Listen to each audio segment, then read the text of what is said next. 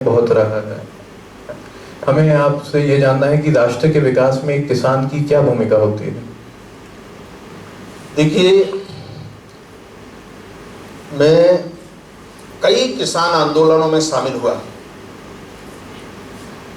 हमारे उस समय के प्रधानमंत्री अटल जी कहते थे, इस भारत के बारे में, भारत किसानों का देश है। यहाँ 85% किसान इस भारत में रहते हैं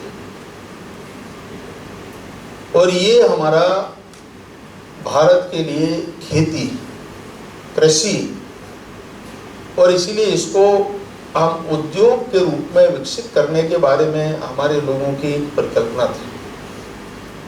आज इसको देखिए कि आज अगर जितना कृषि के क्षेत्र में हम आगे कुछ कर पाएंगे, मैं बहुत बार हमारे लोगों को कहता हूँ, शायद किसी को कल्पना नहीं होगी, मैं आज भी नागर जोतने जाता हूँ। अगर मैं हूँ जिस दिन घर पे, चाहे मंत्री होने के नाते, सांसद होने के नाते, मैं खेत में जाता हूँ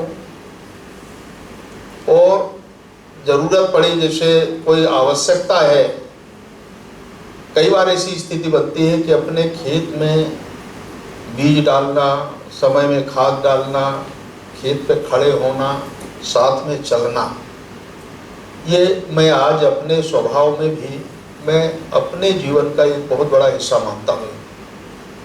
और अगर मैं घर पर हूँ तो सुबह मैं अपने घर से, मेरी जो खेती है लगभग 3-4 किलोमीटर दूरी पर है, तो सुबह जब मैं टहलने जाता हूँ तो खेत के पास जाता हूँ और वहाँ से खेत एक राउंड घूमने के बाद फिर घर लौटता हूँ। तो जब भी इस प्रकार का कोई समय अगर मिला मेरे को, वैसे मैं डेली दिल्ली में सामान्य तौर से थोड़ा घूमता हूँ, मैं घंटे भर वॉकिंग करता हूँ, तो इसी प्रकार से एक खेत भी ताकना हो गया, देखना हो गया और चलना भी हो गया, तो ये दोनों काम एक साथ होते हैं। तो इस प्रकार का एक मैंने सोचा और इसलिए ये मेरे व्यक्तिगत, मैं किसान का बेटा होने के नाते जितने भी स्थानों पर जाना हुआ है, मैं किसान का प्रशिक्षण मैंने किया। ये जो 5-7 दिनों का किसानों का इस समय सरकार भी प्रशिक्षण चलाती है, यहाँ भी गया। मैं कुछ दूसरे स्टेटों में भी किसान प्रशिक्षणों में जाना हुआ। मैंने 2 बार मेरा जाना हुआ, एक बार हैदराबाद जाना हुआ, एक बार गुजरात जाना हुआ। वैसे मैं अपने ज़िले में भी समय समय में जाता हूँ, पर एक बार मैं यहाँ भी। I invite IAS CEO Shri Devan Singh sir to accord a floral welcome to our guest.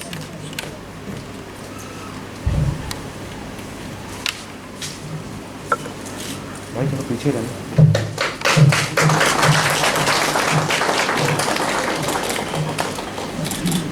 I request IES VC Dr. Naveen Chandra sir to please welcome our guest with flowers.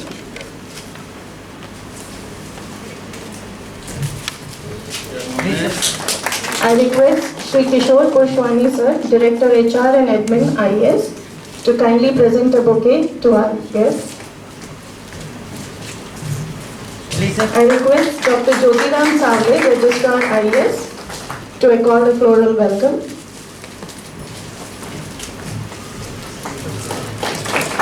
I request Dr. Joseph Jagannath, HOD, IAS College of Nursing, to welcome CEO sir with flowers.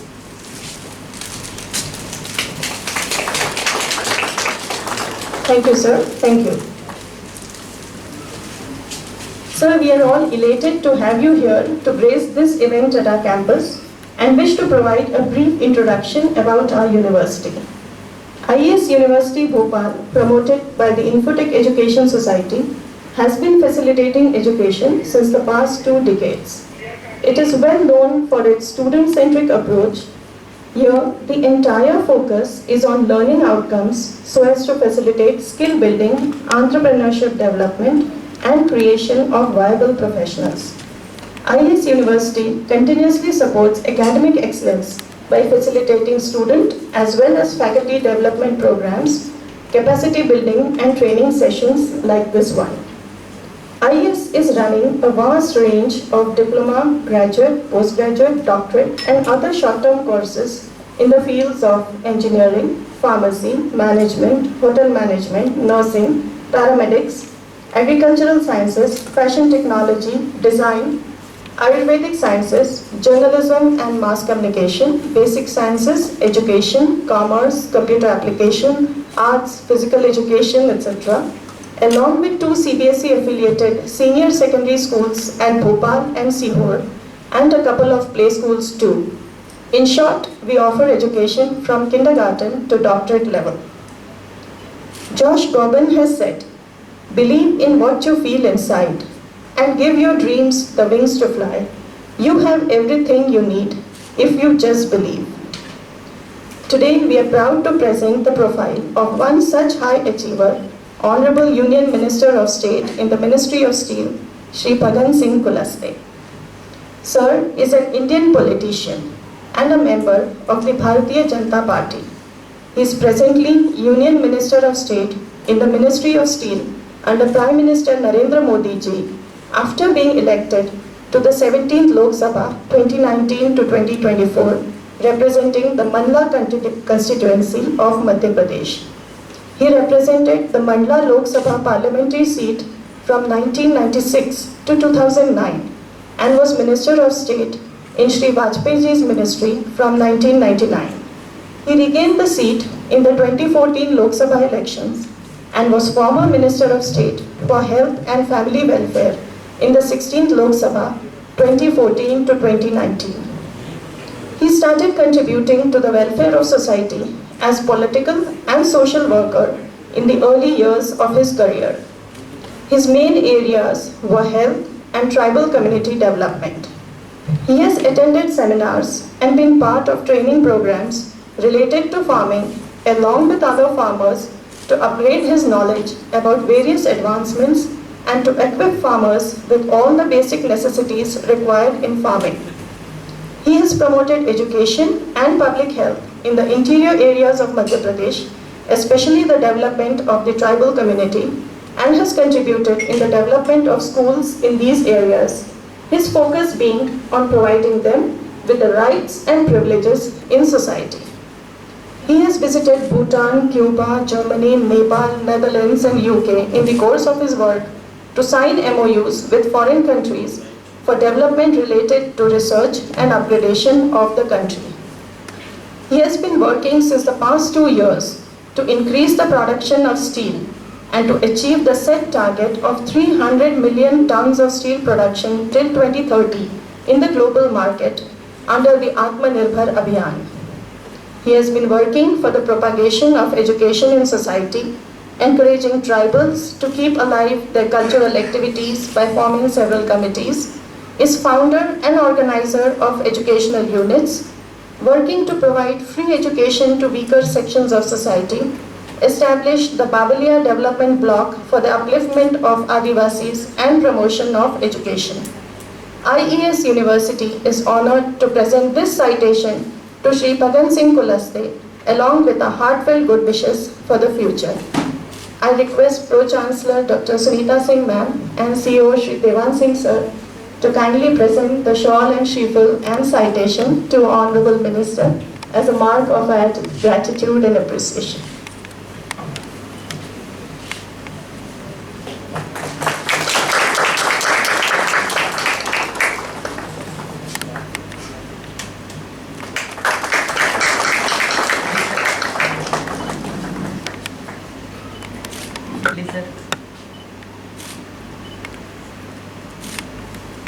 Thank you, sir. Thank you, ma'am. Today we are here to discuss, learn and reinvent ourselves for our personal growth and for the benefit of society. And our students are yearning to hear the views of our guests in conversation with IES CEO Shri Devan Singh sir. Over to you, sir. Namaskar. First of all, we very warmly welcome our chief guest, Union Minister of State, Steel Ministry, Government of India, Manya Shri Pagan Singh Kulaste ji, to IES campus. As we all know, his schedule is very busy, But when Chancellor Sir requested him to come over here and told him how eager our students are to meet with him and learn from him, he immediately said yes. He spared time for us to come today. Firstly, I would like to thank Honorable Chancellor Engineer V.S. Yadav ji for giving us this platform and medium to invite such great personalities of the nation. I would also like to thank Pro Chancellor Ma'am Dr. Sunita Singh ji for her never-ending support and guidance. I would also like to thank our VC, Registrar, Director HR Admin, School Director Manisha Ma'am, Director HR School Sapna Malviya ji for being here. I would also like to thank our media friends for being present and the live audience for whom this program will be recorded and uploaded. This session will revolve around our Honorable Prime Minister's Manni Shri Narendra Modi ji's scheme of Atmanirbhar Bharat, a self-reliant India. This program is of utmost importance to our students as it will instill the values in them and they will get to know about such great personalities when they listen to him talk. So despite having no political background, achieved success in their life, and even when remaining in such high status, he is yet a simple man and a down-to-earth leader of the masses. He never misses an opportunity to visit his Lok Sabha constituency Mandla. He is always available for his constituents there, and he has done some very inspirational work over there for his constituents. The objective of this very event is to instill the values and principles in students which will help them to achieve their desired goals and make some further achievements in their lives. I have a few questions for you, sir. I hope they will fulfill the curiosity of our students, and when they leave this auditorium today, they will be very satisfied and they have been learned a lot and it will help them in their future. Thank you, sir.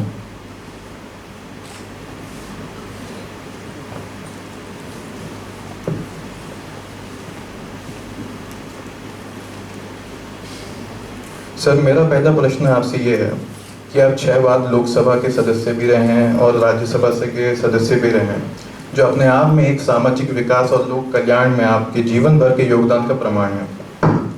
एक सामाजिक कार्यकर्ता के रूप में भी sir आपने बहुत ज़्यादा काम किया है, तो आप अपनी इस अमेजिंग जर्नी के कुछ हाइलाइट्स शेयर करें।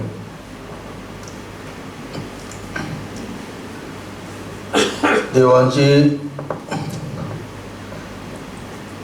अपने सोशल लाइफ में मेरा तो स्टूडेंट्स लाइफ से ही इससे सोशल सेक्टर में मेरा इंटरेस्ट था। मैं जिस समय कॉलेज में था तो सारे वहाँ कॉलेज के जितने एक्टिविटीज होते हैं उस पर भाग लेना, और मैं एनसीसी का कैंडिडेट था और एनसीसी कैडेट्स होने के कारण मैंने सी सर्टिफिकेट किया और सारे जितने गतिविधियां कॉलेज कैंपस के अंदर विश्वविद्यालय के अंदर होते हैं उनमें पार्टिसिपेंट किया। जितने एनसीसी कैडेट्स के नाते मैंने अनेक कैंप मैंने उस समय भी किया, और आप जानते हैं कि राष्ट्रीय सेवा नेशनल कैडेट कोर्स की जब भी कोई अगर पाठ्यक्रम की कोई बात आती हो तो उसके अंदर सेवा भावी। आज बहुत ऐसे जो हमारे स्टूडेंट्स हैं, नौजवान हैं, ख़ास तौर से कॉलेज के अंदर, तो आज बहुत सारे ऐसे जो बच्चे हैं केवल शिक्षा पर बहुत ताकत से जोर लगाते हैं। सोशल एक्टिविटी बहुत जगह कम आपको देखने में मिलेगा, और इसके कारण आज से क्षेत्र में, इस वातावरण में डालने में थोड़ी कठिनाई होती है। मैं हमारे स्टूडेंट्स के लिए भी कहना चाहता हूं कि आप अपने जीवन में एक अगर अच्छा जीवन जीना चाहते हैं तो हमारे लिए शिक्षा सबसे पहले है। पढ़ाई पर जोर देना चाहिए, परंतु जितने इस प्रकार के जो एक्टिविटीज होते हैं, समाज के अंदर गतिविधियां संचालित होती हैं सोशल सेक्टर में, सुरक्षा की दृष्टि से, उनमें भी हमारी भागीदारी सुनिश्चित होना चाहिए। हमारा एक हिस्सा ये भी है, जैसे टीचर से जब विद्यार्थी को पढ़ाता है तो पाठ्यक्रम की तैयारी करता है और प्रैक्टिकल की तैयारी, ये दो तरह की तैयारी हमको करनी पड़ती है और उसमें से हमको आगे बढ़ना पड़ता है। इसी प्रकार से अपने सार्वजनिक जीवन में मैंने कभी पॉलिटिशियन बनूंगा, मेरे दिमाग में ये नहीं था, ना आज भी है। मैं सोशल सेक्टर में काम करते करते मैं यहाँ तक पढ़ा हूँ, यहाँ तक पहुँच गया। इसके पीछे कारण यही है कि मैं बहुत बार लोगों को भी कहता हूँ कि जब राजनीतिक क्षेत्र में प्रवेश करने के साथ साथ मैंने समाज के लिए संघर्ष किया। ट्राइबल क्षेत्र का रहने वाला, ट्राइबल होने के नाते जितनी तरह की बुराइयां हैं, कई तरह के इस प्रकार के असामाजिक लोगों के साथ में भी मैंने संघर्ष किया, लोगों को मदद किया, उनमें अवेयरनेस जागृत करना, पैदा करना, लोगों को साथ में खड़े करना और किसी न किसी जन आंदोलन, जो जनता की मूलभूत चीजें हैं उसको लेकर के आंदोलन किया। शायद मैंने इतने आंदोलन किया, परंतु मैं एक चीज मैं अपने जीवन में अनुभव करता हूँ, हाँ जी, आज तक मेरे खिलाफ में कोई इस प्रकार के आपराधिक प्रकरण पुलिस के नहीं बने, कितने संघर्ष के बाद। और अगर कोई इस प्रकार का कोई कभी कोई षड्यंत्र पूर्वक कोई कारण भी अगर किसी ने हमारे ऊपर कोशिश भी किया, तब भी मैंने इन सब चीजों से मैंने बरी हुआ, निकला। एक बार चुनाव में भी इस प्रकार की बहुत कोशिश हुई, हादसा हुआ, परंतु सबसे मैं बाहर निकला। तो मेरा कहने का आशय यह है कि आप अपने मन में एक बार सोचें दुनिया के बारे में। आज जिस प्रकार के दुनिया के अंदर आप देख रहे हैं कि जिस प्रकार के शिक्षा के क्षेत्र में अगर आपकी एक बड़े सोच नहीं है तो आप आगे बढ़ने में कठिनाई होगी। केवल आप विद्या पढ़ते पढ़ते आप हताश हो जाएंगे, आगे नहीं बढ़ पाएंगे। और इसलिए आज देखिए जितने भी आप हमारे जो अच्छे बच्चे हैं, मैं कई जगह देखा जो टॉपर्स है, टॉप 10 में जो बच्चे आते हैं, उनकी एक्टिविटीज को आप देखिए तो आपको वास्तव में अनुभव आएगा कि हम इस क्षेत्र में कुछ कर रहे हैं, समाज के लिए हमारा योगदान क्या है, जिसके लिए हम कुछ करना चाहते हैं आने वाले भविष्य के लिए, देश के लिए, उसमें हमारा कंट्रीब्यूशन कितना है। हम अपने लिए तो बहुत कुछ कर सकते हैं, परंतु समाज के लिए, देश के लिए हम क्या कर सकते हैं, या उसमें से हमारी कितनी हिस्सेदारी या पार्टिसिपेट है, ये भी सुनिश्चित होना चाहिए। ये हर विद्यार्थी के मन में ये कल्पना होना चाहिए। तो मैं कह सकता हूँ कि जितने तरह के आपके कंपटीशन हैं, एग्जाम है, बहुत सारे ऐसे लोग हैं कि आज के समय में जितना इसको आप तो उस पर बच्चे में जितना टैलेंटेड होगा वो उतना आगे बढ़ेगा। केवल पढ़ने में होशियार हो तो उससे नहीं चलेगा काम। तो यहाँ पे मैं देखा हूँ बहुत सारे जो अगर नौकरी में चले गए पढ़ते पढ़ते तो रिटायरमेंट के बाद भी वो नहीं रहता है, इसके अलावा वो किसी को जोड़ नहीं पाया। और उनकी क्या स्थिति बनती है आप देख सकते हैं। मैं तो बहुत सारे लोगों से मिलता हूँ कि रिटायरमेंट के बाद समाज में उसका कोई योगदान नहीं होता, घर में भी नहीं होता, इसीलिए स्वभाव बन जाता है। तो अपने इस स्वभाव को थोड़ा बदलना चाहिए।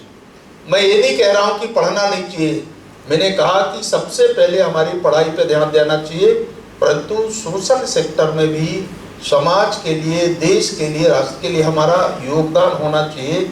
आज इस प्रकार का माहौल चल रहा है तो ये हमको कोशिश करना चाहिए।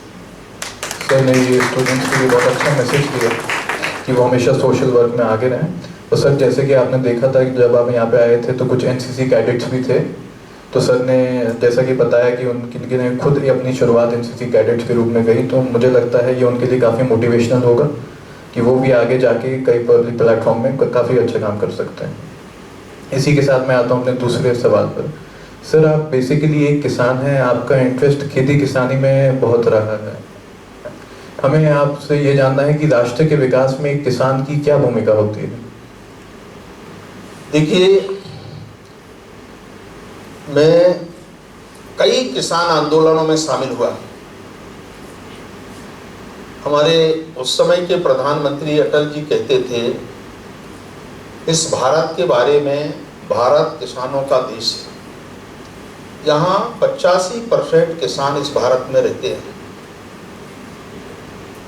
और ये हमारा भारत के लिए खेती, कृषि, और इसीलिए इसको हम उद्योग के रूप में विकसित करने के बारे में हमारे लोगों की परिकल्पना थी। आज इसको देखिए कि आज अगर जितना कृषि के क्षेत्र में हम आगे कुछ कर पाएंगे, मैं बहुत बार हमारे लोगों को कहता हूँ, शायद किसी को कल्पना नहीं होगी, मैं आज भी नागर जोतने जाता हूँ। अगर मैं हूँ जिस दिन घर पे, चाहे वो मंत्री होने के नाते, सांसद होने के नाते, मैं खेत में जाता हूँ और जरूरत पड़ी, जैसे कोई आवश्यकता है, कई बार ऐसी स्थिति बनती है कि अपने खेत में बीज डालना, समय में खाद डालना, खेत पे खड़े होना, साथ में चलना, ये मैं आज अपने स्वभाव में भी मैं अपने जीवन का एक बहुत बड़ा हिस्सा मानता हूँ। और अगर मैं घर पे हूँ तो सुबह मैं अपने घर से, मेरी जो खेती है लगभग 3-4 किलोमीटर दूरी पर है, तो सुबह जब मैं टहलने जाता हूँ तो खेत के पास जाता हूँ और वहाँ से खेत एक राउंड घूमने के बाद फिर घर लौटता हूँ।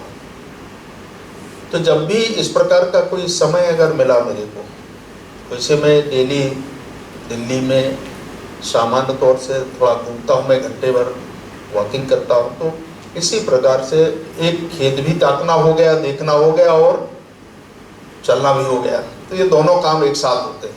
तो इस प्रकार का एक मैंने सोचा, और इसलिए ये मेरे व्यक्तिगत, मैं किसान का बेटा होने के नाते जितने भी स्थानों पर जाना हुआ है, मैं किसान का प्रशिक्षण मैंने किया। ये जो 5-7 दिनों का किसानों का, इस समय सरकार भी प्रशिक्षण चलाती है, यहाँ भी गया मैं। कुछ दूसरे स्टेटों में भी किसान प्रशिक्षणों में जाना हुआ। मैंने 2 बार मेरा जाना हुआ, एक बार हैदराबाद जाना हुआ, एक बार गुजरात जाना हुआ। वैसे मैं अपने ज़िले में भी समय समय में जाता हूँ, पर एक बार मैं यहाँ भी किसान प्रशिक्षण के अंदर गया।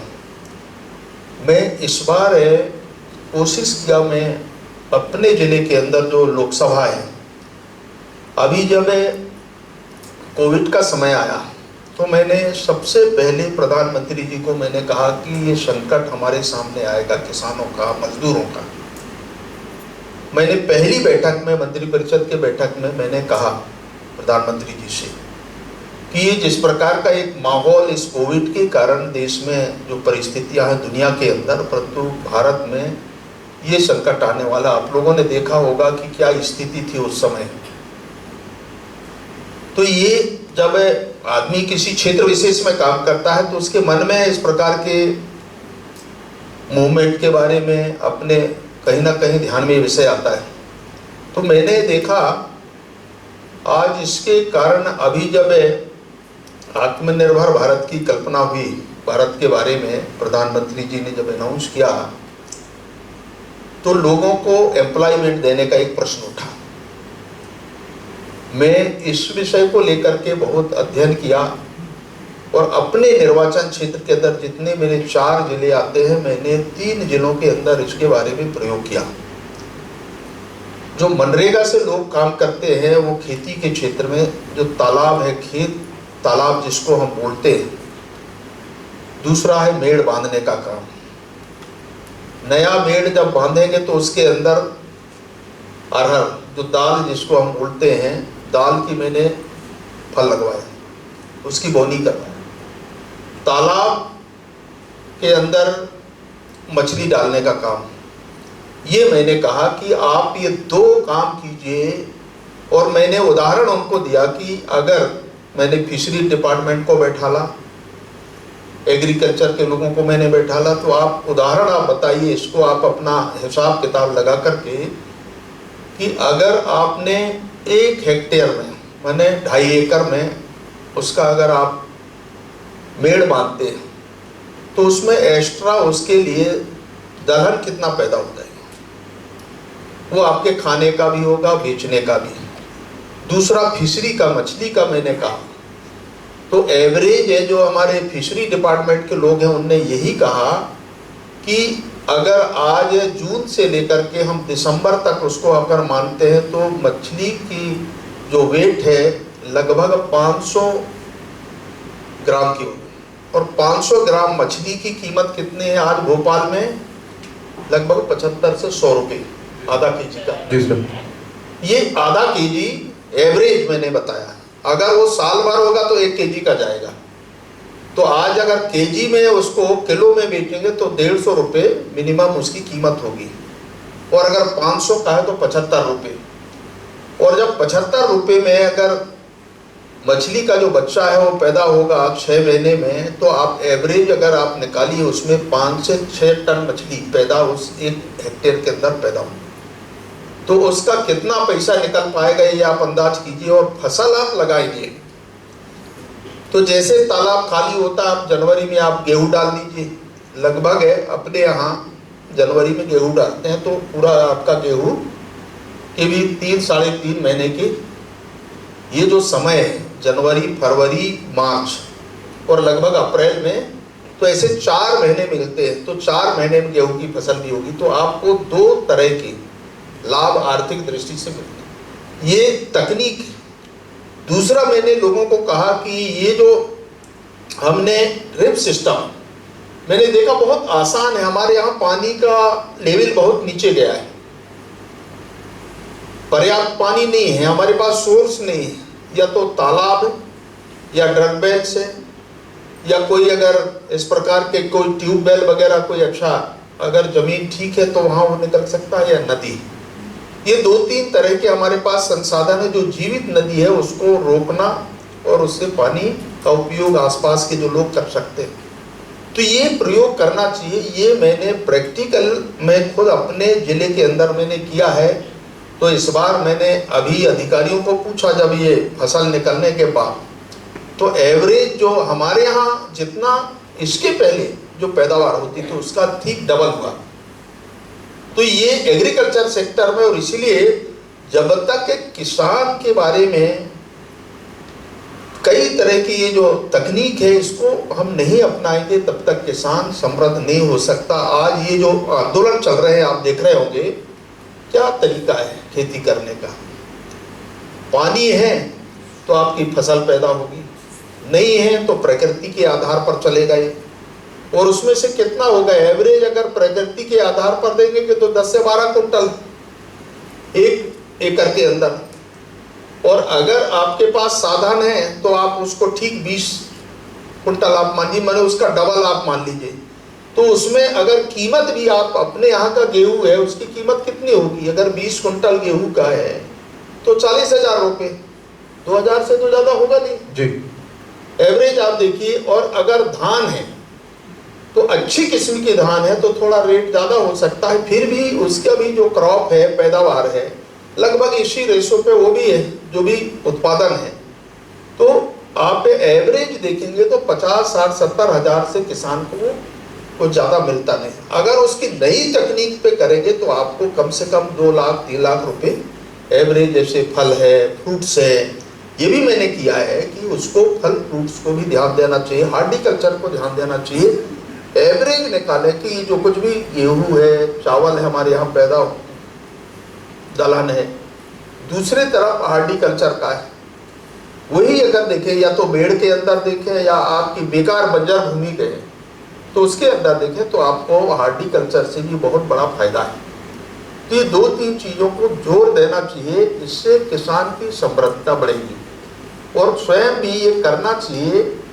मैंने बहुत किसानों के खेत में गया, हमारे यहाँ केवल 2 तरह के फसल निकालते हैं, इसके अलावा और कोई दूसरा काम नहीं है। आप देखिए कि जो अच्छे किस्म के वेजिटेबल्स हैं, सब्जियाँ, वो आपके घर के आसपास से जितना है बाड़ी है उसमें से निकालेंगे तो आप मेरा घर कभी आएंगे आप दिल्ली में, मैं स्वयं अपना बागान लगाया, मैं उसमें से आधा खाता हूँ जितने दिन चलता है। तो सब्जी भाजी मेरे को खरीदना नहीं पड़ता।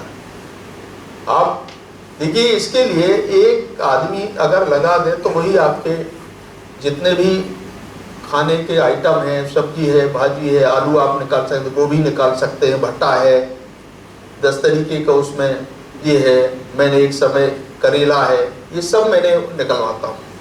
तो कहने का आशय ये है कि अपने बागड़ में, बाड़ी के अंदर थोड़ा बहुत जमीन में जो हमारा पानी वेस्टेज होता है, बर्तन साफ करते हैं, नहाना धोना होता है, उसका उपयोग भी आप उससे कर सकते हैं।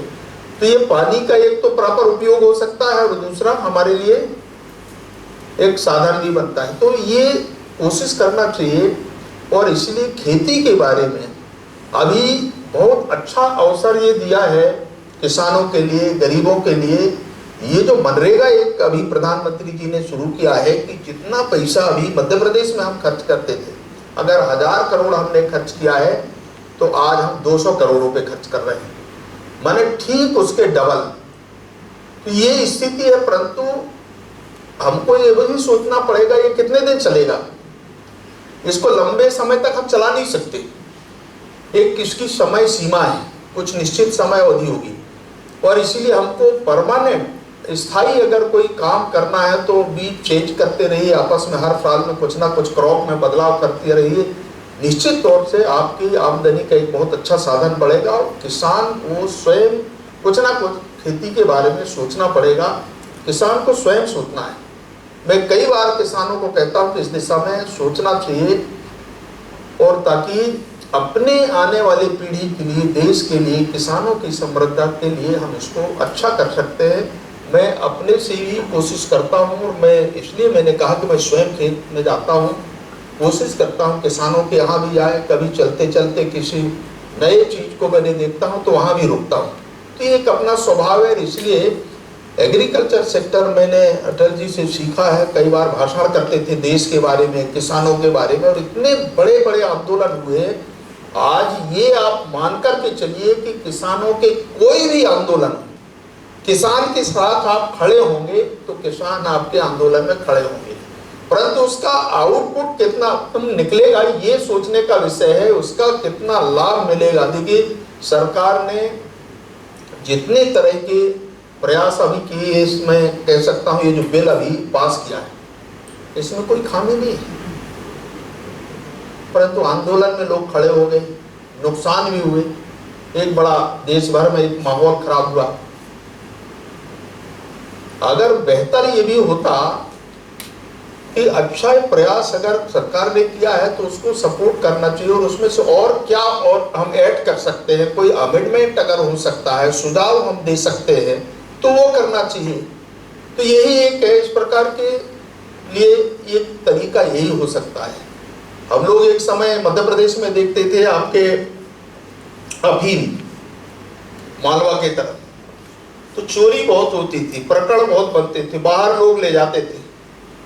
अब उसकी सुरक्षा के लिए तो कई बार ऐसी परिस्थितियां बनती थी, तो वो भी हमने देखा है कि जितने तरह की खेती है, आप जहां भी है, हमारे यहाँ खेती में बहुत तरह की है। आप कॉटन कितना है, पर एक कोई ऐसा हमारे पास कॉटन का कोई अच्छा इंडस्ट्री नहीं है, कच्चा माल है। ये भी हमारे किसान आपको पूरे मालवा क्षेत्र में देखे आप, पर कोई नहीं, हमने सस्ता माल भेज दिए, बाहर गुजरात में चला गया, कहीं इधर चला गया। तो ये इसके लिए हमारे पास जो रॉ मटेरियल है, हमारे पास जो कच्चा माल है, उसका उपयोग भी हमारे यहीं पर होना चाहिए। लोग इसके लिए प्रयास करना चाहिए। किसान को ज़्यादा से ज़्यादा लाभ कैसे मिले, ये कोशिश हम सबको मिलकर के करना चाहिए।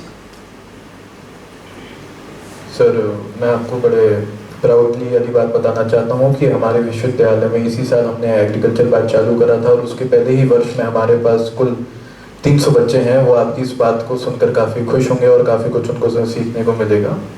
इसी से मैं अपने तीसरे सवाल पर आता हूँ। सर, आपकी जो करंट मिनिस्ट्री है, जो आपके पास मिनिस्ट्री ऑफ स्टेट, उसके अंडर में हमारे जो गौरवशाली और माननीय प्रधानमंत्री श्री नरेंद्र मोदी जी की मिशन है आत्मनिर्भर भारत का, तो उसके तहत क्या क्या प्रयास और क्या क्या काम किए जा रहे हैं? देखिए, एक तो ये मंत्रालय, इससे दुनिया चलती है, परंतु इसके नियंत्रण का अधिकार हमारे हाथ में नहीं है। पूरा इंटरनेशनल इसकी पॉलिसी दुनिया के बाजार में तय होती है। तो ये कई बार लोग इस लोहा के बारे में, स्टील के बारे में लोग सोचते हैं, परंतु हमने इसको नए तरीके से थोड़ा हमने प्रयोग किया है। कुछ मार्केट के अंदर आपने देखा होगा कि जो बर्तन है वो भी हमने स्टील के बर्तन बनाना शुरू कराया है। कुछ छोटे छोटे इंडस्ट्री, कुछ इस प्रकार के जो लोग हैं नरसिंह में हैं, तो एक तो परमानेंट नेचर के लिए, और ये हमने अभी शुरू किया है। दूसरा, जो छोटे उद्योग हैं हमारे, जो लघु उद्योग जिनको हम बोलते हैं, कि जहाँ जहाँ पर देश में है, एक तो उनको सपोर्ट करने के लिए जो रॉ मटेरियल है हमारे पास माइंस का है, टल्स का है, उनमें से जो सपोर्ट हम कर सकते हैं तो वो हम सपोर्ट कर रहे हैं। तीसरे, कुछ नए पॉलिसीज के अंदर हमने तय किया है कि क्वालिटी, ये हमारे देश में लोगों को, मैं आज कहूँगा तो थोड़ा अजीब सा लगेगा, हमारे यहाँ क्वालिटी पर कभी ध्यान नहीं दिया गया। ये पहली बार हमने इसको मैंडेटरी किया है कि क्वालिटी में कोई कंप्रोमाइज नहीं होगी, चाहे वो प्राइवेट सेक्टर का हो और चाहे गवर्नमेंट का हो, सीपीएससी कोई भी। सेफ्टी, ये भी हमने इंडस्ट्री को कहा है कि हर इंडस्ट्री अपने उद्योग के लिए जहाँ भी उसका यूनिट है, सेफ्टी पे ध्यान देने की जरूरत है। कभी मजदूर है, कोई दुर्घटना हो गई, मर गए, उसके लिए प्रशासन लिखा पढ़ी करना, फैक्ट्री को बंद कर देना, कार्रवाई हो गई, एक आध दिन के लिए मालिक को जेल भेज दी, जमानत करा के फिर आ गए, फिर उद्योग चलना शुरू हो गया, तो आखिर में जिसका नुकसान हो गया उसकी भरपाई तो हम नहीं कर सकते। तो ये हमने इसको कहा है कि सेफ्टी की दृष्टि से, ताकि दुर्घटनाएं कम हो, उसके लिए हम क्या रास्ता अख्तियार कर सकते हैं वो हमने कंपलसरी किया है हर यूनिट के अंदर। एक तो ये पहली बार किया है। तीसरा, अभी हमने जो ग्लोबल टेंडर्स होते हैं देश में, उससे ग्लोबल टेंडर्स के अंदर लोगों का पार्टिसिपेशन, भारत के लोगों का होना चाहिए। हमने 200 करोड़ रुपए तक के जो भी टेंडर होंगे वो भारत के लोगों के लिए आरक्षित रहेंगे। बाकी ग्लोबल टेंडर में दुनिया के लोग आते हैं, 100, 200, 400, 500, 1000, 2-4 हजार करोड़ के बड़े बड़े इस प्रकार के, चाहे इक्विपमेंट्स का हो और चाहे वो हमारे मटेरियल्स के हो, कहीं भी हो, माइनिंग के जितने भी इस प्रकार के हमारी खदानें हैं, माइनिंग सेक्टर का है। अब आप कल्पना कीजिए, मैंने आने के बाद मैंने देखा लगभग देश के हर माइंस में आप देखेंगे 30,000, 40,000, 50,000 हेक्टेयर जमीन हमने माइंस के लिए दिया। और माइनिंग के लिए कितने का परमिशन मिला? 25 हेक्टेयर का। केवल उतना ही आपको परमिशन मिलेगा। जब ये माइनिंग का काम पूरा हो जाएगा तो फिर आगे बढ़ेंगे, उसके लिए फिर वो परमिशन की प्रक्रिया और ये सब शुरू करना पड़ता है। तो इसके कारण जो बड़े लोग हैं, उद्योगपति, वो पहले, जैसे हम लोग कहते हैं ना, हमारे यहाँ की जो स्थिति है कि जो जमीन सस्ती मिल रही है उसको पहले खरीद लो, बाद में धीरे धीरे उसका उपयोग करते रहो, ताकि एक बार जमीन हमने खरीद लिया तो हमारी हो गई जागीरदारी। जितना मायनिंग का एरिया है उसको हमने खरीद लिया।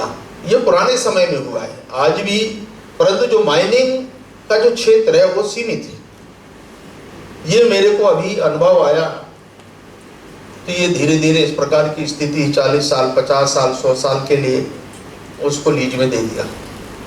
तो इस प्रकार की स्थिति है। और इसके कारण है ये जो छोटे छोटे काम हैं, हमने हमारे यहाँ के जो उद्योग हैं उनको सपोर्ट करने के लिए, और एमएसएमई को हमने बहुत सपोर्ट किया अभी इस कोविड के बाद। ये जो स्थिति है, हमने जितने भी इस प्रकार के जो इंडस्ट्री सेक्टर के जो लोग हैं एमएसएमई में, तो उनको बहुत लाभ इसमें हुआ है। परंतु एक जो कठिनाई है इस सेक्टर में, वो पावर का, पावर, लैंड, और जो रिक्वायरमेंट है वहाँ के लिए वो उसकी ज़रूरत है। तो ये पानी, जमीन और बिजली, उद्योग को चलाने के लिए बहुत जरूरी है। और अगर ये नहीं है या महंगा हमने दे दिया तो या तो धीरे से लोन सैंक्शन कराएगा इंडस्ट्री वाला और डब्बा खड़ा कर दिया, मटेरियल बाहर सप्लाई कर दिया जहां उसको फैसिलिटी। ये एक बिजनेस का एक मापदंड बन गया है। ये चीजें हमारे ध्यान में भी आया है, हम इसको भी निगरानी कर रहे हैं और मैं तो इसको बहुत नजदीकी से देखा है। अगर आप किसी इंडस्ट्री से बात करेंगे तो वो यही कहेगा कि साहब क्या करें कि इतना महंगा बिजली है, हमको इस यूनिट को चलाना बहुत कठिन है। तो ये समस्या है, इसके कारण है हमारा ओवरड्यू हो गया, कभी सिटी में चला गया, ये सब चलता रहेगा कोर्ट कचहरी का मामला। तो ये एक बड़ी एक समस्या है, या लोग जानबूझ करके करते हैं, जो भी है, परंतु एक अनुभव आया ये चीजें देश में बंद होना चाहिए। और ये अगर बंद हो जाएगी तो हम दूसरे लोगों को अवसर दे सकते हैं, ज़्यादा से ज़्यादा लोगों को हम एम्प्लॉयमेंट दे सकते हैं। जब हमारा यूनिटी सिक है बंद हो गया तो हमारा एम्प्लॉयमेंट तो खत्म हो गया। तो ये जो स्थिति हमारे यहाँ, तो अगर एम्प्लॉयमेंट को हमको थोड़ा बढ़ाना है, लोगों को काम देना है, काम के अवसर देना है, तो इसकी तरफ हमको ध्यान देना पड़ेगा। और मैं कह सकता हूँ कि हमारे यहाँ खास तौर से स्टील सेक्टर में महंगा जरूर है, परंतु आप इंफ्रास्ट्रक्चर के क्षेत्र में रोड है, रास्ता है, हाउसिंग है, क्वालिटी में हमने कोई कंप्रोमाइज नहीं किया। हमारे यहाँ थोड़ा महंगा जरूर पड़ता है, परंतु क्वालिटी में कंप्रोमाइज नहीं किया। आप दूसरे जितने, आप कोई बड़ा घर बनाया, किसी बिल्डर ने बना दिया, कोई 10 मंजिला 25 मंजिला का कोई मकान है, कभी ढह गया, कितने लोग मर गए, वो इसके कारण है, वो क्वालिटी के कारण है। हम यूनिट तो बना लिए, सरिया बना दिया, उसकी क्वालिटी, उसकी लाइफ के बारे में सोचना चाहिए। और ये कंपलसरी हमने किया है कि इस प्रकार के जो अकाल मौत जो होते हैं, दुर्घटनाएं होती हैं, इस दुर्घटनाओं को रोकने का तरीका यही है कि जब तक हम किसी सामग्री पर हम कंप्रोमाइज इस बात को लेकर क्वालिटी पे नहीं करेंगे, तब तक ये संभव नहीं है। इनको हम सब चीज़ों को रोक सकते हैं। और आज देखिए निरंतर इसको हम बढ़ा रहे हैं, और पूरे देश में धीरे धीरे आप देखिए स्टील से जहाज, बॉर्डर के अंदर रोड, व्हीकल, आज धीरे धीरे इसको बहुत ज़्यादा आज बढ़ाने लगे। और अभी इस साल भर के अंदर हमने देखा है कि इस क्षेत्र को हमने बहुत बढ़ाया है। इसके पहले हमको बाहर से लाना पड़ता था, आज हम भारत से इसका उपयोग कर रहे हैं। हमारे यहाँ बहुत सारे ऐसे आइटम हैं जो कच्चा माल है, यही पैदा हुआ और यही हमारे जहाज के अंदर है। ट्रेन का आपको पता होगा, ट्रेन के जो डब्बे बनते हैं वो भी हमारे यहाँ से बनते हैं। ट्रेन के पटरियाँ कहीं नहीं है भारत में, हमारे यहाँ बनते हैं सेल के अंदर, वो हम लगाते हैं। और इसीलिए ट्रेन जब तेज गति से रफ्तार से दौड़ने की अभी प्रधानमंत्री जी ने कहा है, तो इसके पीछे कारण ये है कि अब रिस्क नहीं लेते, उस पर क्वालिटी जब तक हम पूरा नहीं करेंगे तब तक संभव नहीं है। और इसलिए हमारे पास सब चीज़ है जितना हम कर सकते हैं, और इसलिए लोग इसके महत्व को नहीं समझते थे, परंतु हम लोगों ने अभी कोशिश किया है कि इसको दुनिया के लोग, हम लोग भी मार्केट के अंदर जाते हैं कई बार, जो बीच में अब जैसे टाटा है, बहुत बड़ा क्षेत्र है, जिंदल है, JSW है, सार्के है, अब ये सब बड़े लोग हैं, बड़े खिलाड़ी हैं, ये दुनिया को खरीदने वाले लोग हैं। पर हमारे यहाँ ये सेल है गवर्नमेंट का, CPSE है। तो हम आज उस कंपटीशन में हम जब जाते हैं तो हम भी इस प्रतिस्पर्धा में रहते हैं, और इसके कारण आज थोड़ा महंगा जरूर है, परंतु क्वालिटी ये सबके लिए हमने इसको मैंडेटरी किया है। ये कुछ चीज़ें हमने अपने सेल के अंदर हमारे मंत्रालय में किया है, इसके कारण लोगों को भी आज बहुत आसान तरीके से हर क्षेत्र में जो अच्छा माल है वो मिल जाता है, उस पर उपयोग लोग करते हैं। इंडस्ट्री के अंदर है, फिनिश जो प्रोडक्ट है वो भी है, हम जहाँ जहाँ उपयोग कर सकते हैं वो पूरी तरीके से हम कर रहे हैं। और इसके कारण ये जो दुनिया में आज हम नंबर 2 पर है, हमारी कोशिश है कि इसको 30-32 तक हम 300 मिलियन टन का, ये जो हमारा टारगेट है, उसमें हम अभी 50% के आसपास पहुंचे इतने वर्षों में, तो हमारी कोशिश है कि 10 साल में कम से कम हम 300 मिलियन टन हम लोहा पैदा कर सकें। ये हमारा टारगेट है और इससे देश की जो रिक्वायरमेंट है उस रिक्वायरमेंट को हम पूरा कर सकते हैं। मैं आपका धन्यवाद करता हूँ कि आपने अपने डिपार्टमेंट में आत्मनिर्भर भारत योजना में जो भी कार्य चल रहे हैं उसके बारे में आपने प्रकाश डाला।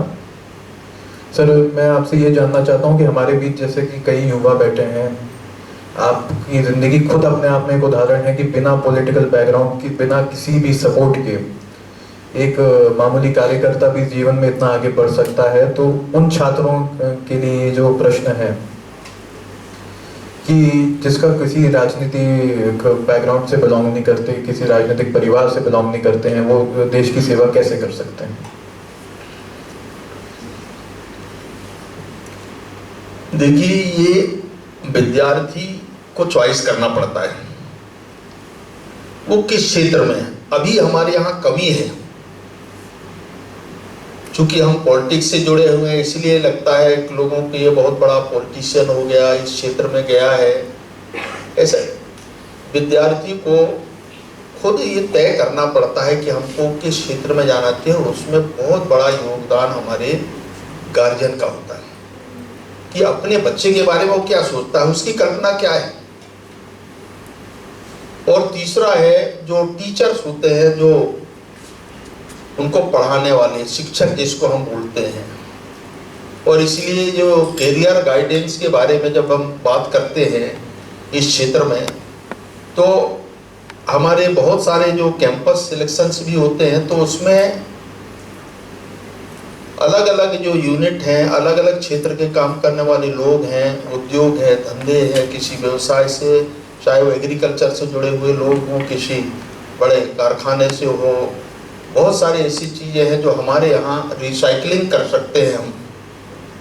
आखिर में एक बार उपयोग करने के बाद उसको हम वेस्ट में डाल देते हैं, उसका कोई उपयोग नहीं। अभी लोगों ने कई ऐसी चीज़ों को हमने किया है और इसके कारण ये एक अनुभव आया है कि विद्यार्थी को चाहिए कि अपने भविष्य के बारे में उसकी इच्छा क्या है, हॉबी क्या है, ये उसको देखना चाहिए। और उस आधार पर कई बार हमारे यहाँ जैसे गांव में कहावत है, स्कूल में लड़के को दाखिला दे दिए, क्या कर रहा है, नहीं सुबह से शाम तक स्कूल में है, घर में पढ़ के गया नहीं गया, या स्कूल में मास्टर ने जो पढ़ा दिया वहाँ तक सीमित रहते हैं। आकर के स्कूल से लौटने के बाद इस समय क्या हमारे यहाँ बोलते हैं ना गांव में, गिल्ली डंडा, क्रिकेट, सब भूल गए। स्कूल से आने के बाद आदमी इस क्षेत्र में, तो जो अच्छा खेलने वाला बच्चा होता है, देखिए उसी का सिलेक्शन होता है। अगर उसको सीआई के अंदर जाना है, उसको खेलने के लिए, क्रिकेट के लिए, उसको ऑल इंडिया प्लेयर्स अगर बनना है, तो उसकी रुचि के आधार पर जाता है। परंतु सब ये चाहें कि मैं भी हो सकता हूं, परंतु समय कितने लोग लगाते हैं, बाकी लगभग लोग आप हर गांव के अंदर देखें, हर शहर के अंदर देखें, इसमें रुचि लोगों की है। अब पढ़ाने में कितना है, किसी अन्य क्षेत्र में, किसी व्यवसाय के अंदर, घर में किसी काम के अंदर, जो हमारा खुद का व्यवसाय चलता है उस व्यवसाय में हम कितना समय देते हैं, ये भी सोचना चाहिए कि हमको अपने समझ के आधार पर, अपनी चॉइस के, रुचि के आधार पर हमको आगे बढ़ना चाहिए और उससे अपने करियर की शुरुआत करना चाहिए। बहुत सारे बच्चे हैं जैसे डॉक्टर्स हैं, इंजीनियर हैं, या किसी विशेष सब्जेक्ट के कोई विशेषज्ञ हो गए, पर आज एवरेज देखेंगे, मैं कुछ चीज़ें मैंने सीखा अभी जब मैं हेल्थ में था, तो हमारे यहाँ डॉक्टर नहीं मिलती। आधे डॉक्टर यहाँ से पढ़ने के बाद हमारे यहाँ से विदेश में चले जाते हैं। विदेश से आने वाले जो डॉक्टर्स पढ़ कर के आए हैं, तो हमारे यहाँ एक एग्जाम टेस्ट पास करना पड़ता है, उसमें 1% बच्चा पास होता है, और एक बार, दो बार, तीन बार उसको अवसर मिलता है, इसके बाद उसको अवसर बार बार मिलता नहीं। तो वो सोचता है कि मैं डॉक्टर है। अभी किसी ने सुझाव दिया था कि डिग्री करने के बाद उसको यहाँ प्रैक्टिस करने की अनुमति नहीं है भारत के अंदर, तो क्या करेगा? अपना लाइफ तो खराब कर दिया हो, या तो किसी क्लिनिक में जाएगा, वहाँ वो ड्रेसर की तरह काम करेगा, अटेंडेंट की सुपरवाइजर की तरह काम करेगा, गोली बांटने का काम, जो इंजेक्शन लगाने की उसकी परमिशन नहीं। तो ये एक समस्या है, और इसलिए कुछ चीज़ों में बदलाव जरूरी है, परंतु ये जरूर देखना चाहिए कि बच्चे की रुचि। हमारे यहाँ जितने भी डॉक्टर हैं, एक के जो इस समय मैं देख पा रहा हूँ कि इन 50 वर्षों के अंदर मैंने इन 72-71 वर्षों में देखा कि हमारे यहाँ अभी तक 50,000 MBBS के जो बच्चे, वो हमारी सीट है देश में। अब देश में इन बच्चों को निकलने में 5 साल 6 साल लग जाता है। अब ये 50,000 बच्चे हैं, उनमें से कितने पास आउट हुए MBBS? और ऐसा करते करते मुझे लगता है कि ये 25-30 हजार के आसपास बच्चे पास आउट होते होंगे। एक सामान्य धारणा है कि जो निकल करके पास आउट करने वाले बच्चे, फिर उनके लिए पीजी के लिए कुछ बच्चे ऐसे हैं, पर रेगुलर पीजी करने वाले बच्चे 10% होंगे। फीस इतना है कि उस माँ बाप के लिए कठिनाई बहुत है। इच्छा है परंतु वो उतना मैनेज नहीं कर सकते, तो इसके कारण बच्चे का कैरियर खराब हो जाता है। हम चाहते हैं, परंतु देश के दूसरे देशों में मैंने अनुभव किया पढ़ाई के लिए। हमारे यहाँ जैसे हम मिडिल स्कूल, हाई स्कूल तक तो हम निःशुल्क शिक्षा की बात अभी शिवराज जी ने भी कहा कि भाई इंजीनियर और ये बच्चे जो अच्छे बच्चे हैं उनको हम मदद करेंगे, अच्छी बात है। परंतु विदेशों के अंदर मैंने कुछ देशों में ये भी देखा है कि वहाँ बच्चे की पढ़ाई निःशुल्क, और उसमें से जब ये खर्चा बचेगा तो बच्चा कहीं भी जा सकता है, पढ़ सकता है अपने मेहनत के साथ में। तो इस प्रकार की स्थिति है, इसके बारे में सोचना। फिर इंजीनियरिंग का भी है, आज इतने बच्चे इंजीनियरिंग कर लिए, बहुत सारे ऐसे बच्चे हैं किसी काम में नहीं लगे तो गांव में ही डटे हैं, उनका कोई और दूसरा काम नहीं है। कुछ अच्छे बच्चे हैं तो किसी संस्थान के अंदर चले गए। अब आज उद्योग धंधे हैं, जैसे हमारे रक्षा मंत्रालय के बड़े बड़े अगर हमारे यूनिट्स है, जहाँ 3 लाख जबलपुर में लोग काम करते थे, आज वो 1.5 लाख में आ गए। तो ये भी हमारा मैन पावर कम हुआ है। तो जितने भी है आपके BHEL आप देख लीजिए, बड़ी संस्था है भारत की, तो यहाँ भी है। तो इसके कारण आज बच्चों की शिक्षा के लिए पढ़ाई जरूरी है, अपनी उनकी हॉबी उसको पूरा करना, और दुनिया में स्वयं अपने ढंग से काम खड़े करने की एक स्वभाव हमारे यहाँ होना चाहिए। भले लोन लेकर के हम अपना कोई इंडस्ट्री डालें, उद्योग डालें, जिस क्षेत्र में हम कुछ कर सकते, ये करना चाहिए, और इसके बाद हम आगे करेंगे। और आने वाला भविष्य मुझे लगता है कि इसी दिशा में होगा। इसलिए बच्चों को चाहिए कि हमको सरकारी नौकरी नहीं मिली इसलिए हताश हो गए, कोई सुसाइड कर लिया, कुछ कर लिया, तो ये बात ठीक नहीं है समाज के लिए। और इसलिए आप मर्द हैं, इंसान है, तो आपको फेस करने की ताकत होना चाहिए। नौजवान, ये आपके मन में एक इच्छा होना चाहिए कि ये जो इस प्रकार की जो गलत तरीके के जो लोग समाज में जो सोच पैदा हो गई है, आज इसको समाप्त होना चाहिए। और मैं सब बच्चों से कहता हूं कि आपके मन में, आप उस ऊंचाई तक पहुंचने के मन में कल्पना होना चाहिए, तो निश्चित कह सकता हूं मैं, आप आगे बढ़ सकते हैं। आपको कोई दुनिया में तकलीफ नहीं हो सकती। बहुत बार ऐसे बच्चे भी मिलेंगे, परिवार के लोग मिलेंगे, क्या करें साहब, हमारे घर में तो कोई नहीं है, देखने वाला कोई नहीं है, हमारा दाल रोटी का कोई हिसाब किताब नहीं है, हमको मजदूरी करना पड़ता है। अरे भाई, आप अगर पढ़े लिखे नहीं है तो आपको मजदूरी तो करना ही पड़ेगा। पढ़े लिखे हैं तो कुछ ना कुछ व्यवसाय में जुड़ जाएंगे, कुछ ना कुछ कर सकते हैं। ये अंतर आता है आपके जीवन में। पढ़े लिखे इंसान को दुनिया में कहीं भटकने की जरूरत नहीं है, वो स्वयं अपने जीवन को तय कर सकता है। ये आज विदेशों के अंदर आप देख रहे हैं कि अगर सबसे पहले शिक्षा, अगर एजुकेटेड व्यक्ति है तो कहीं दुनिया में नहीं भटक सकता। कोई जरूरी नहीं है सरकारी नौकरी। आज सरकारी नौकरी धीरे धीरे समाप्त हो रही है। आप कहाँ जाएंगे? आप आबादी हमारी बढ़ रही, हर बच्चे को पढ़ाना भी जरूरी है, और पढ़ करके हम क्या करेंगे? बहुत लोग तो यही कहते हैं कि साहब क्या करेगा बच्चा पढ़ करके, तो घर में खेती नहीं है तो उसके क्या काम होगा? फिर क्रिमिनल बनेगा। आज ये नक्सलवाद ये वो जो फालतू चीजें जो दुनिया में देख रहे हैं आप, इसी प्रकार से पनपी है। तो इसलिए अपने भविष्य को, अपने कैरियर को अगर तय करना है तो हर बच्चे को, हर नागरिक को ये डिसाइड करना पड़ेगा कि हमको अच्छे काम के लिए, अच्छी शिक्षा के लिए हमको कोई कंप्रोमाइज नहीं करना, आगे बढ़ना ही बढ़ना है। ये आपके मन में कल्पना होना चाहिए। तो मैं ये कह सकता हूं कि आपका भविष्य, आपका जीवन बहुत अच्छा होने वाला है। ये देश के लिए यही, आज चाहे सेना के क्षेत्र में देखें, आज उनका मनोबल क्यों बढ़ा है कि आपके कारण है। आप लोग सब अगर एक कोई घटना हो गई तो दुनिया के लोग खड़े होते हैं तो उनका मनोबल बढ़ता है यही। और इसलिए आप जहाँ काम करेंगे तो अच्छा काम करेंगे, इसमें कहीं कोई कमी नहीं आएगी। मैं ये कह सकता हूँ अपने अनुभव के आधार पर कि आपके जीवन के लिए, आपके चॉइस के लिए इसको आपको आगे बढ़ना चाहिए। गुलदस्ते जी, मैं जानता हूँ कि समय बहुत कम है, इसलिए मैं अपने आखिरी 2 प्रश्न आपसे पूछना चाहता हूँ। उसमें से पहला प्रश्न ये है, जो कि मेरा खुद का भी प्रश्न है। हमारे साथ कई युवा बेटे, हमारे टीचर्स भी हैं, फैकल्टीज भी हैं, बच्चे भी हैं। हम सब खुद को बड़ा व्यस्त मानते हैं और कहते हैं कि हमारे पास किसी भी चीज़ करने का वक्त कम है, चाहे वो फिटनेस की बात हो, चाहे वो सोशल वर्क की बात हो। हर चीज़ में आजकल आदमी यही कहता है कि समय कम है। लेकिन जैसे कि हमने आपका शेड्यूल देखा कि परसों आप मंडला में थे, कल आप दिल्ली पहुंचे, आज सुबह आप दिल्ली से भोपाल आए, आज शाम को आज आप फिर उड़ीसा निकल जाएंगे। कल आपका प्रोग्राम है माननीय राष्ट्रपति जी के साथ। आपको जैसे आपकी टीम ने मुझे बताया कि उड़ीसा में एक सुपर स्पेशलिटी अस्पताल का उद्घाटन करना है आपको राष्ट्रपति जी के साथ, और वहाँ पे आपने एक पोस्ट ग्रेजुएट इंस्टीट्यूट भी खोल रहे हैं आपकी मिनिस्ट्री। तो आप हमें टाइम मैनेजमेंट के बारे में कुछ बता दीजिए।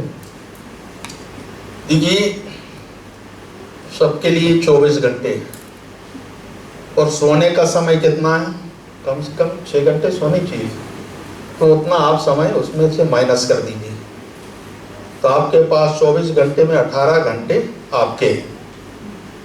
अब इस 18 घंटे को अपने काम में आप कैसे बांट सकते हैं?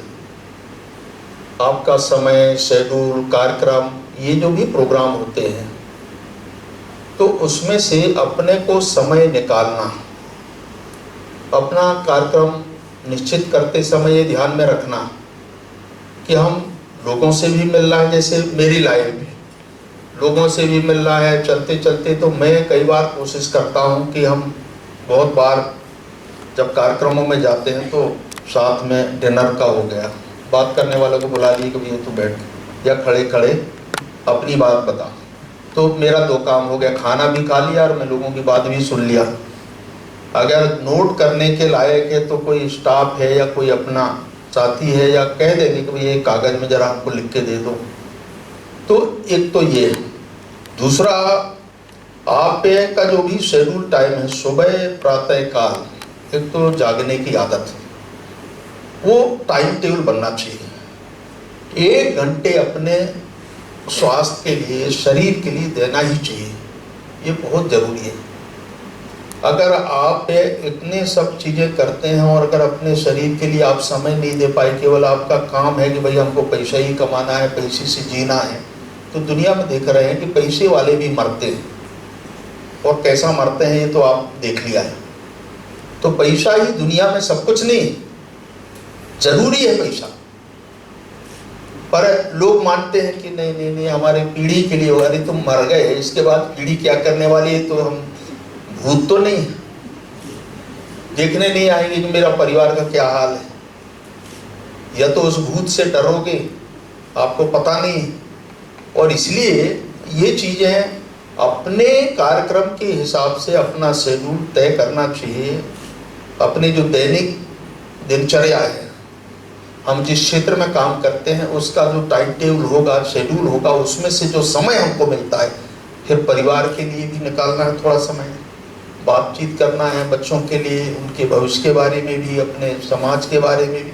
तो ये जितना शेष समय है, अगर जैसे 8 घंटे सरकारी कर्मचारी का समय है, 8 घंटे उसको ड्यूटी करना है, वो तो सरकारी ड्यूटी करना ही पड़ेगा। इसके बाद उसको जो समय बचता है उस समय से सुबह शाम का समय और 1 घंटे अपने स्वयं के लिए, थोड़ा समय अपने परिवार के लिए, कुछ समय आपके समाज के लिए, कुछ देश के लिए, तो ये अगर समय अगर आप निकाल पाएंगे तो मैं ये कह सकता हूँ कि आपको कहीं कोई तकलीफ नहीं होगी। परंतु ये आप कहेंगे कि थोड़ा समय मेरे पास नहीं है, इसलिए इस काम को भी हमने वेटिंग में डाल दिया, इसको भी डाल दिए, इसको भी डाल दिए, और ठीक है हमारे पास समय तो उतना ही, उस समय में से इसलिए कोशिश करना चाहिए कि जो काम हम तत्काल कर सकते हैं उसको तत्काल करना चाहिए। जो काम थोड़ा बातचीत के साथ करेंगे तो बातचीत के साथ करना चाहिए, और बाकी जो काम है उसमें हमको आपस में कई बार परिवार में विचार विमर्श करना पड़ता है।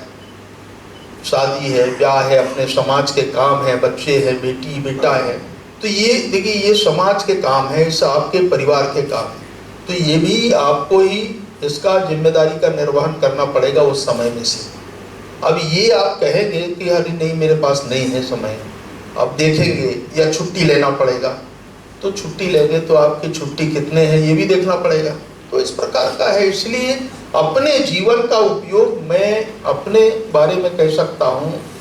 मैं रात में 12 बजे 1 बजे के आसपास में आता हूँ, अगर हूँ क्षेत्र में, जितने लोगों से मिल सकता हूँ, जितने गांव तक पहुँच सकता हूँ, जितने कार्यक्रम अटेंड कर सकते हैं, जितने हमारे जो सरकारी कामकाज है वो बाकी लोगों के अर्जी सुनना, उसका निदान करना, और संभव हो सके तो मैं, हमारे स्टाफ को पता है, मैं जैसे गाड़ी में बैठा मेरे पास टाइम है तो मैं फटाफट कहता हूँ कि मैनेजर ये काम है, इस कलेक्टर से बात करा दो, इससे बात करा दो। अपना टाइम कोई ज़रूरी नहीं है, अगर मेरे किसी ने अर्जी दिया है तो उसका काम मैंने गाड़ी में जो टाइम है चलते समय वो उसमें से मैं करता हूँ, कि दफ्तर में पहुँचूँगा तो ही करूँगा, तो ऐसा नहीं।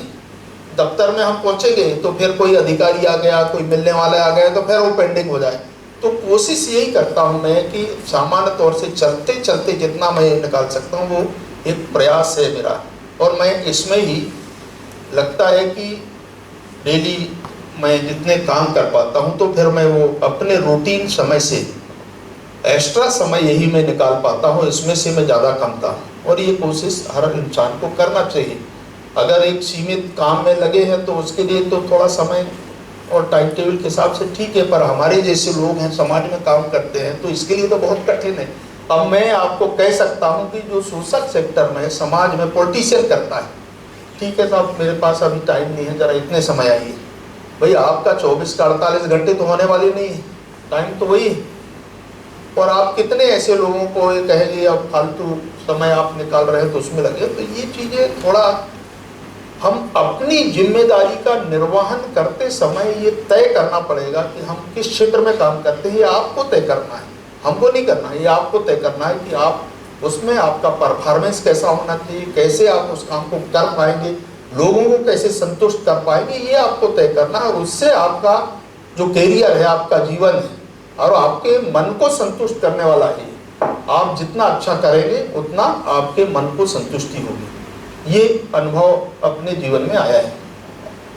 सर मेरा आखिरी सवाल है आपसे, अगर ट्राइबल कम्युनिटी की कोई आवाज़ है हिंदुस्तान में तो सर वो आज आप हैं, और मंडला में भी आपने काफ़ी काम करा है सर, बच्चों के लिए भले वो फ्री शिक्षा हो या कोई भी जन कल्याण का काम हो, तो इतने दशकों में आपने जो भी ट्राइबल कम्युनिटी के लिए करा है, मैं चाहता हूँ आज आप हमारे टीचर्स और स्टूडेंट्स के साथ शेयर करें। देखिए, मैं इस कम्युनिटी से होने के कारण स्वाभाविक है, मैं जब ट्राइबल क्षेत्र की बात करता हूँ, ट्राइबल की बात करता हूँ, मैं जहाँ रहता हूँ, तो हमारी कोशिश होना चाहिए कि वो हमारी प्राथमिकता के क्रम में होना चाहिए। अब मैं एमएलए हुआ, मैं आपको बता रहा हूँ, इसी मध्य प्रदेश में उस समय मैं पार्लियामेंट सेक्रेटरी था 90 के समय। तो मेरे दिमाग में चलता था, मैंने ये आपका ये जो मंडी द्वीप है, यहाँ एक डॉक्टर थी, लेडी डॉक्टर। एक बार मैंने गया प्रवास में, वो विद्याचरण शुक्ला, उसका श्यामाचरण शुक्ला की वो भतीजी थी, उसकी पोस्टिंग थी। सालों नहीं आए, मैंने गया, एक कलम चलाया और मैंने कहा कि इसको तनख्वाह रोको, एक सजा उसको देना चाहिए। हमने कहा टर्मिनेट तो नहीं, तनख्वाह रोको। बड़ा हंगामा हुआ, मेरे को चीफ मिनिस्टर ने भी डांटा, समझते नहीं कौन है। मैंने कहा किसी के खबड़िया में लिखा नहीं है कि ये श्यामाचरण की भतीजी है। डॉक्टर तो डॉक्टर किसके लिए है? वो आम आदमी के लिए, वहाँ के पेशेंट्स के लिए, वहाँ के लोगों के लिए, मजदूरों के लिए। वो ये मंडीदीप का है। तो ये अनुभव मेरे को ध्यान में आया कि वास्तव में नेता लोग या उनके परिवार से जुड़े हुए लोगों के साथ में भी हम आपस में कंप्रोमाइज़ करते हैं। मेरे मन में कभी कंप्रोमाइज़ करने का कोई विषय नहीं रहा है, इसलिए मैं तो सीधे डायरेक्ट है कोई काम करना, मुझे लगा कि ये अन्याय हो रहा है लोगों के साथ, तो मैं कार्रवाई करता हूँ। तो ये एक अनुभव किया। फिर मैंने दूसरा अनुभव उस समय आया इंदौर में। इंदौर का जो हमारा मध्य प्रदेश उस समय छत्तीसगढ़ भी था, तो इंदौर में हमारा गोडाउन था मेडिसिन का। अब वहाँ डिस्ट्रीब्यूशन पूरे मध्य प्रदेश में होता था, सीएम हाउस को या ज्वाइंट डायरेक्टर्स को, और ये मैं ऐसे ही चला गया। मेरी नज़र पड़ी, एक एक्सपायरी डेट की एक बंडल मिला, तो मेरे दिमाग में और आया कि मैंने कहा साला ये एक्सपायरी डेट की दवाइयाँ साला प्रदेश में बांटते हैं, मेरा विभाग, मैं उसका मंत्री, उनका ये गलत काम कर। तो मैंने उसके इंक्वायरी बैठा दी, उसमें भी मेरे को डांट पड़ी। तो मेरा कहने का मतलब ये है कि ये यहाँ तक नज़र किसी की नहीं जाती, ये मैंने अपने नज़र से देखा है और मैंने किया है। इसलिए ये चीज़ें अपने ध्यान में रखना चाहिए। कभी भी जिस जिम्मेदारी को, जिस काम को हम करते हैं, तो ये लोगों के लिए, समाज के लिए। अब इसमें कोई ट्राइबल का विषय तो नहीं, ये जरूर है कि मेरे दिमाग में था, मैंने मध्य प्रदेश के जितने भी कम्युनिटी सेंटर्स थे, मैंने उनको अपग्रेडेशन के लिए मैंने मध्य प्रदेश भर में नोट चला करके इनको अपग्रेड करने की प्रक्रिया की। भाई जहाँ 10 बेड का हॉस्पिटल है उसका कम से कम 30 बेड तो होना चाहिए। अब एक ब्लॉक में एक पीएचसी है, उस पर 10 बेड, आबादी है 50,000। अब लोगों को हम कैसे मदद कर सकते हैं, सहायता दे सकते हैं? तो हमने इस पर एक रिपोर्ट बना करके दिया, और इसके कारण आज मुझे बहुत प्रसन्नता होती है।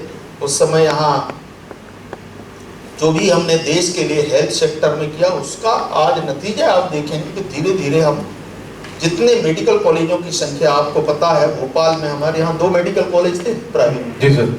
मेरे कार्यकाल का 12 मेडिकल कॉलेज, मैंने जानता नहीं किसका मेडिकल कॉलेज को मैंने परमिशन दिया है, मुझे पता नहीं। लोग तो ये करते हैं कि कौन है आदमी आए पहले। आपने देखिए बहुत ऐसे, ये पीपुल्स को भी मेरी कोई मित्रता नहीं, अच्छा, पर मेरे मन में देखो मध्य प्रदेश का ये सूची है मेरे पास आई, मैंने सबका किया, इंदौर का, इधर।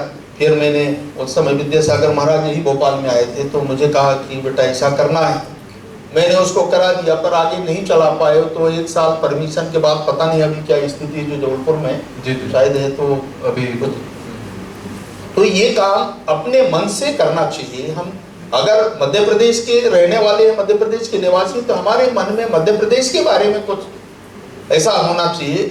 मैं ये कुछ उदाहरण इसलिए मैं दे रहा हूँ कि इसके बारे में मैंने कुछ किया है मध्य प्रदेश के लिए, और इससे हमारे मन में काम करने की जो इच्छा है, और इससे हम राजनीतिक दृष्टि से लाभ पहुंचा सकते हैं, लोगों को लाभ पहुंचा सकते हैं, देश में कुछ कर सकते हैं, समाज के लिए कर सकते हैं। कोई ऐसा जरूरी नहीं कि मैं ट्राइबल हूँ इसलिए ट्राइबल के लिए काम करूंगा, पर मेरे को लोग कहते हैं कि ये ट्राइबल की बात करता। मेरी काम करने की इच्छा है, इसलिए मैं जहाँ संभावना है, जहाँ आज गैप है, उसको भरने का प्रयास करते हैं। और ये हर पॉलिटिशियन के मन में भी होना चाहिए, लोगों के मन में भी आना चाहिए, हर अधिकारी के मन में आना चाहिए।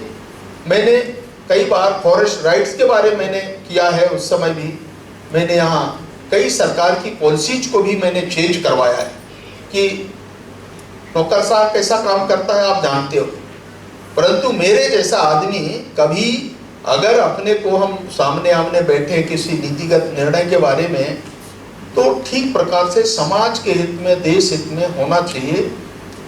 और अन्यथा अगर वो व्यक्तिगत किसी दिशा में जा रहा है तो ये ठीक नहीं है, इसको भी जानने का प्रयास होना चाहिए। इससे समाज में एक अच्छा संदेश, सरकार के बारे में भी कोई सरकार काम करती है तो सरकार का मैसेज ठीक जाना चाहिए, व्यक्ति के बारे में, कि व्यक्ति के काम करने का तौर तरीका पता चलता है, और इससे हम जो भी कर रहे हैं समाज के अंदर, समाज को ध्यान में रख करके उसको केंद्र को मान करके करना चाहिए। तो इससे हमारी सफलता इसी में है और अपने जीवन को भी आनंद आता है। धन्यवाद। खुदस्ते जी, मैं आपका हृदय से अभिनंदन करता हूँ कि आपने हमारे माननीय कुलाधिपति इंजीनियर वीएस यादव जी के रिक्वेस्ट पे आप यहाँ पधारे और ये सभा को ग्रीट करा। Manisha. Thank you, sir. It has been a very enlightening session. Sir has been in so many different departments and his wide span of knowledge has really impressed her. Sir, आपकी आज्ञा हो तो हम स्टूडेंट से 2 सवाल आपको दूंगा।